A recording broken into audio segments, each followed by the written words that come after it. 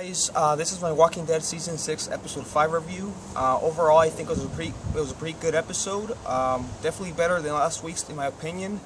And a couple big things happened in this episode. The first one being Maggie is pregnant, and the second one is Rick and Jesse finally got together. This episode was pretty good. I'm not gonna say it's spectacular or anything. There's no action, just character development with just characters interacting with each other. I definitely enjoyed this one. Start with Dianna on the perch, just looking at the plaque or his husband and everything. She's still sad, obviously, about his husband and son.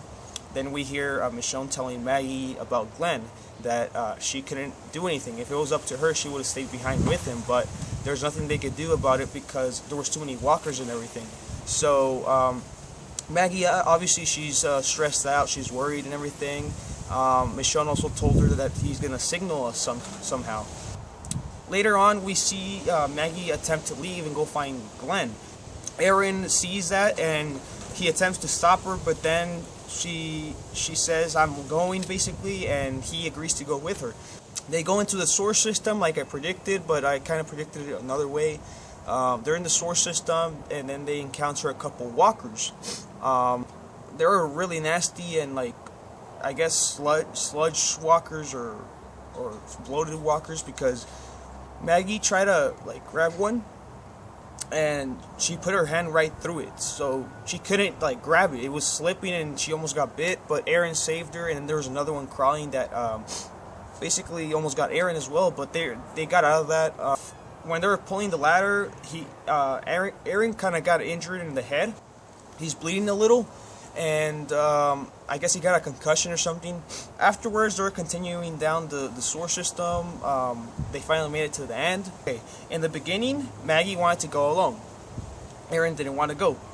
Then, towards the end of that, when they got to the end of the source system, it was Arron who wanted to go, and Maggie didn't want to go. The reason being, Maggie told Arron that she's pregnant, and then she was explaining to Arron that maybe I should focus on this more than... She wants to know about Glenn, but at the same time, she doesn't want to risk it because she is pregnant now. They decide that they're going to stay behind and just focus on this situation right now and focus on Glenn later. Maggie obviously is going to go find Glenn, but for now, they're going to stay at Alexandria. Another big thing is we get Dianna. Obviously, she's stressed out. She's just doing her own journey. She's just walking all around Alexandria, and at one point she runs into Olivia.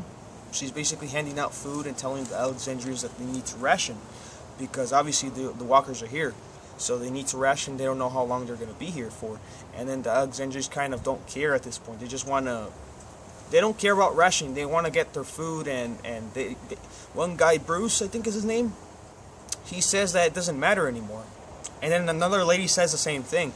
So then they just barge in and take their food. Diana's watching, and Olivia kind of looks at her, "Are you going to do something about this?" And she just stands there for the most part. Then Spencer shows up and basically tells them, I really like this part, basically tells them that if we do this, we're going to look back at this moment and we're not going to be able to look at each other. So we can't really do this.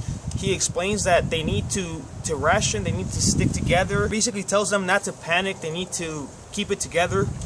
Afterwards, they agree, I guess, because he tells Bruce, what have you done lately? And he tells Bruce that I was the one who stopped the truck, or else the truck would have been inside Alexandria. And I think he's correct about that. If the wall would have been down, the walkers would have been inside by now. So he kind of agrees, because he gets in his head a little bit, and they agree at the end. So I guess they only take what they need, like ration food, just enough to keep them alive. So that was great to see, because we got a character that's usually never talks and everything. We got a character telling these people what to do, so kind of like a leader type of character.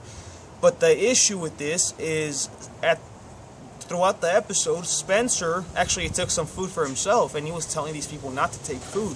They need to ration. That was the only part I didn't like about it, because he was telling these people to stick together, share, just do whatever they have to survive together, to ration and everything.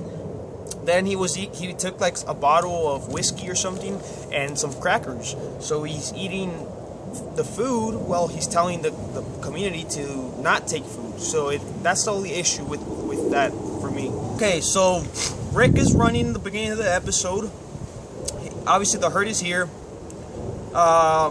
Rick and Arron gave their own speeches to the community. Basically, Rick says we need to stick together. He explains that don't panic, basically, because if they panic, they're gonna die.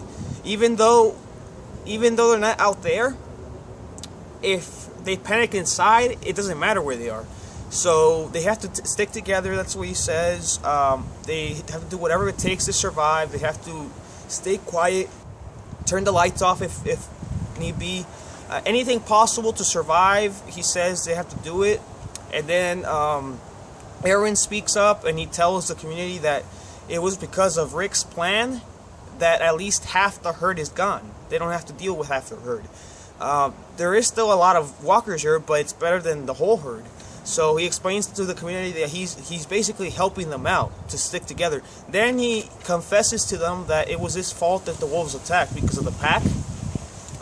So the community kind of is mad at him, I think, at this point because of that reason, because a lot of people did die. But I guess in his mind he had to confess because it was eating him up a little. So we got those two speeches. Another thing we hear is that the herd is actually surrounding the whole community.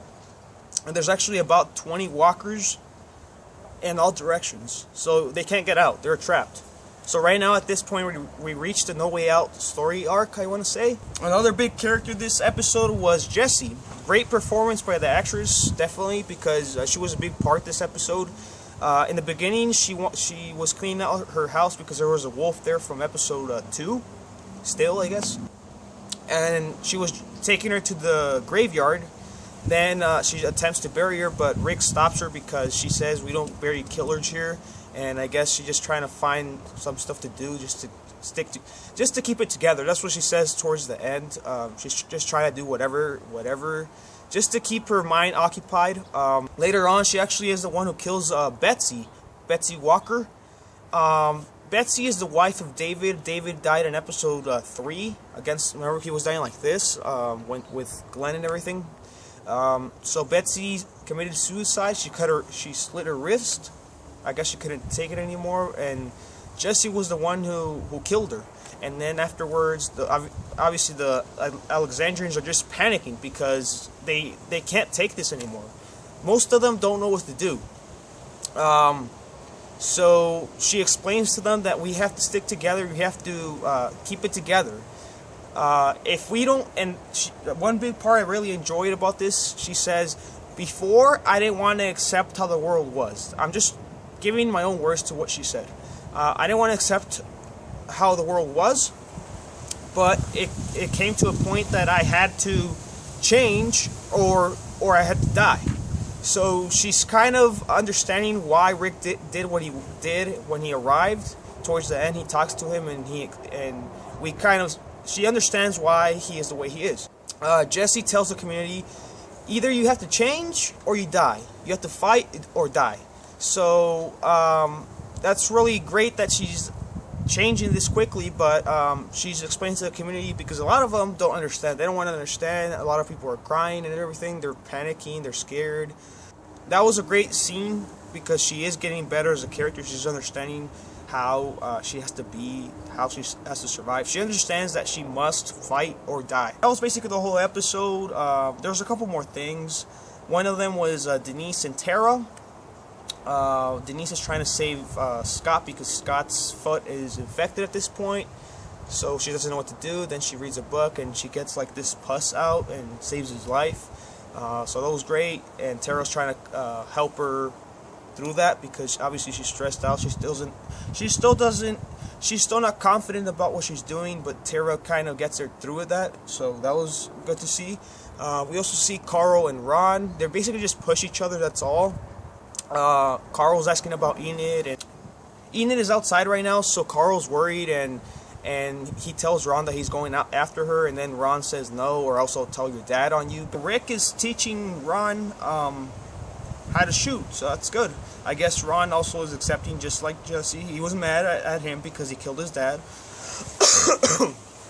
But he is starting to move on. Obviously, it just happened, but he does have to learn how to shoot, so that's, at least he's trying to learn.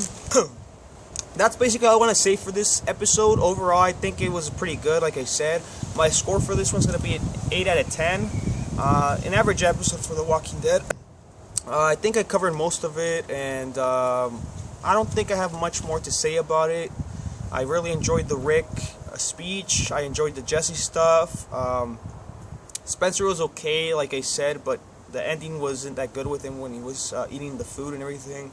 He also blamed his mom, so that kind of was messed up a little. Okay, that's all I want to say. Like I said, if you guys want to thumb up the video, if you like it, thumb it up. For those of you who are new, subscribe if you guys want to see these videos constantly. I do about 5 videos a week. Also share and favorite, that will really help my channel out. See you guys next time, and thanks for watching.